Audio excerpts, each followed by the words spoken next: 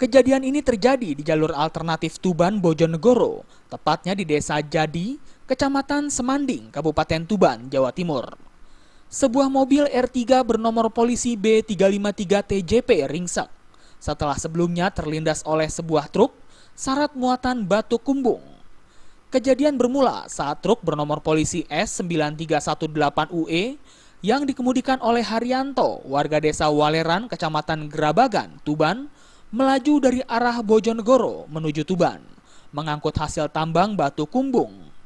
Sesampainya di lokasi kejadian diduga truk tersebut tak kuat saat menanjak di sebuah tikungan dan mesin tiba-tiba saja mati.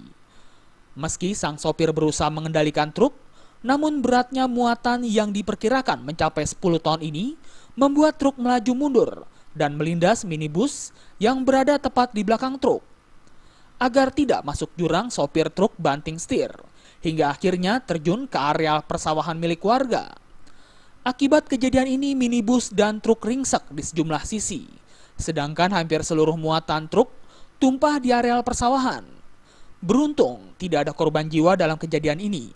Sopir truk dan mobil R3 hanya mengalami luka ringan.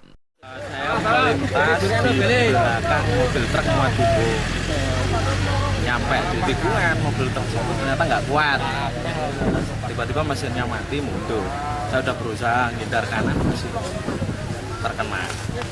Jadi mobil saya berhenti karena batu. Mobil yang mundur, bablas.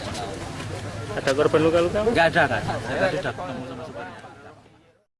Hingga kini petugas kepolisian masih melakukan penyelidikan kecelakaan tersebut agar tidak menghambat arus lalu lintas, dan untuk kepentingan penyelidikan, mobil R3 diderek untuk dibawa ke Mapolres Tuban.